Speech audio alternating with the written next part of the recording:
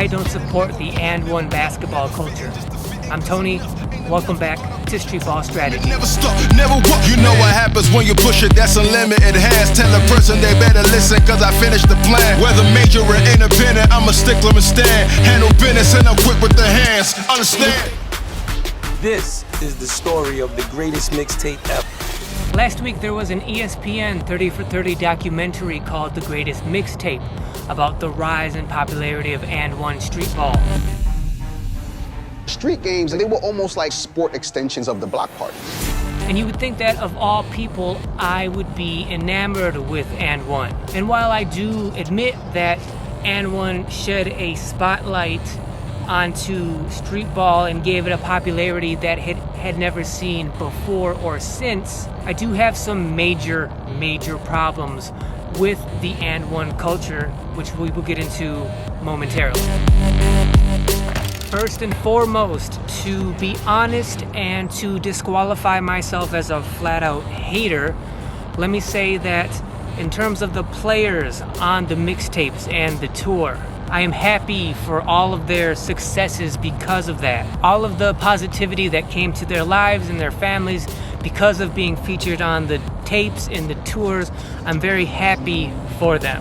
Also, the fact that they are highly skilled, highly talented, have great ability, all of that is undeniable, and I completely respect all of them for all of that. But now that the niceties are out of the way, let's get down to what my problem really is with And1. First of all, let's be clear, this is all about intention, because what the And1 players do is try to make themselves look good, which I don't blame them for. I don't blame any basketball player for trying to make themselves look like a good player. The problem comes in when we talk about the intention as to how they're doing it. The way they're trying to make themselves look good is at other players' expense, by embarrassing the player across from them, the player defending them. Their intention is, I look good, I look like I am a good player because I was able to make the player across from me defending me look and or feel bad. Because I embarrassed him, that makes me a good player. They added a disrespect.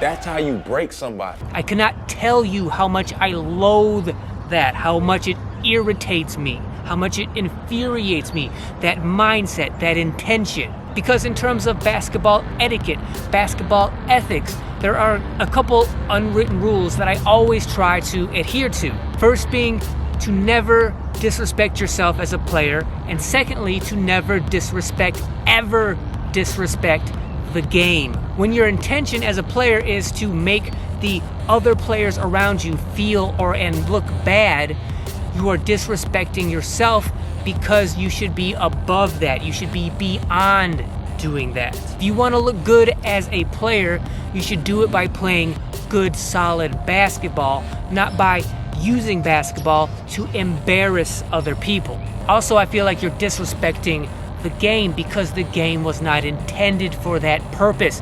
It was not created so you could make yourself look good by embarrassing everyone else. Essentially, when you're doing that, what you're doing is using the game as a tool to bully other people out here and make them feel bad.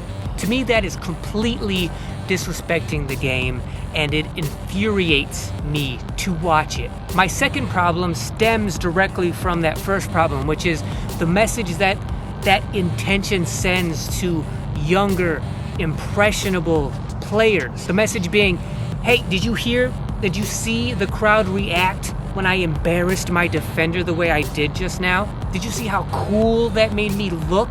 Well, you want to look and feel and be that cool too, don't you, young, impressionable player? Of course you do.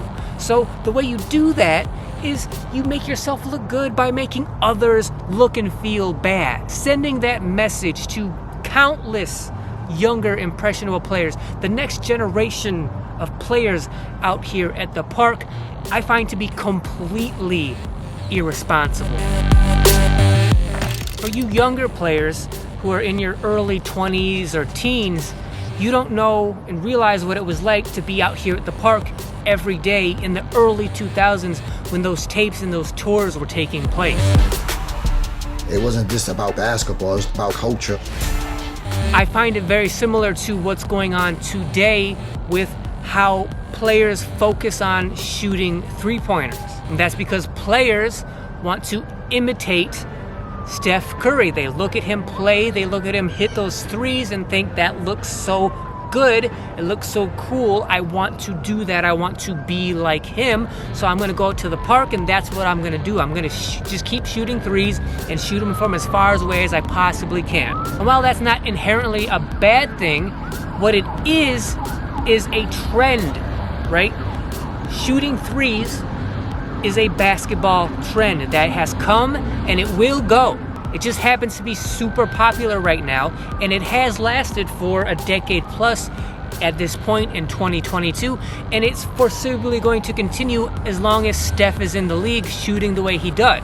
But once Steph is gone, and if there isn't another player shooting threes then, like Steph is shooting them now, this three-point shooting trend that's been going on for the last 10 years eventually is going to die down. In the early 2000s, the mixtapes hit hard, fast. Then the tour started up, and you would come out to the park, and I live in a small-ish kind of town. It's not like a big urban metropolis where there's tons of basketball players and the parks are packed all the time. It's a fairly small town, and even here, you would come out here every day in the summer, and you would get at least a couple players here and there who were obviously trying to be And1 wannabes, because that was the trend.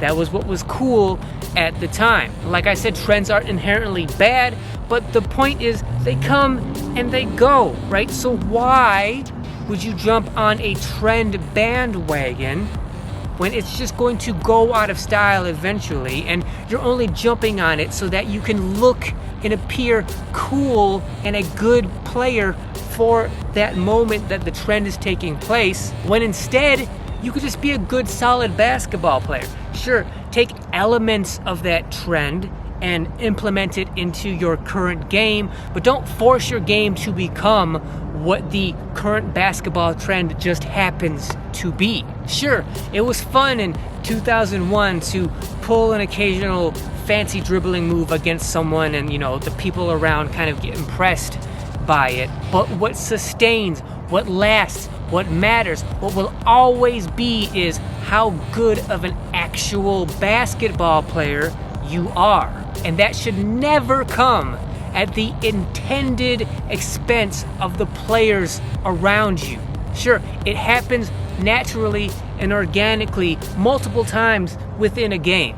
You do something that looks good, your defender simultaneously makes some kind of mistake, compounding the way it appears to everyone around you. So now you look super impressive, they look super embarrassed, you look good because of it. When that happens naturally and organically, I'm fine with that. But when your intention is to make him look and or feel bad, I do not support that whatsoever. That's why I don't support the And1 basketball culture. I'm glad that the players from the mixtapes and the tour had good positive effects on their lives because of it. I'm glad that Rafer Alston was able to go to the NBA, make that transition from streetball to the NBA and have a good solid career. I'm glad for the spotlight that And1 put on streetball that had never experienced it before. And at the end of that documentary, it said that there's so many players that became interested in basketball because of those mixtapes, and that's undeniable. But my question is, at what cost? Because did those players become interested in basketball, or did they become interested in the possibility of making themselves look good by embarrassing everybody else? Also, Rafer Alston, Skip to My Lou, at the very end of the documentary says something very interesting, which is like, you have professional basketball, you have college basketball, they're very structured ways of playing basketball. But then in the summertime, you have something different.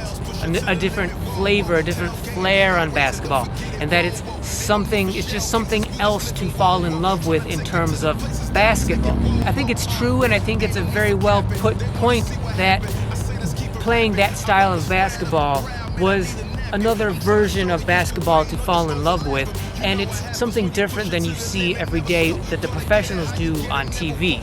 Does that love come from actually playing the game, or does the love come from playing the game of making yourself look good by making others look bad?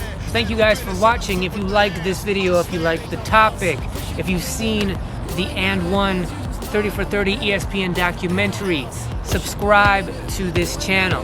It's a weird, obscure channel. We talk weird, obscure basketball topics on this channel. No drills, no workouts, but advice that I really think is going to help you become a better basketball player. If you want to support that, the best thing you can do at the point in this channel's lifetime is to subscribe to the channel. And for everybody that does, that watches, that sticks around, that comes back, I genuinely appreciate it. And like always, like, share, comment, hit that notification button so you're notified every time any of my videos go live. Thank you guys again. See you guys next week. Ain't no stopping the drive, doing 95 in a one-way, ducking and hide at 99 plus 1. I was watching the time. My new wisdom was to watch and decide how you wanna do it. Push the limits so you stay the same. It's insane if I think I can coast and then I make a name. No, gotta make it plain, never gonna bring a change if you don't push past to make a change.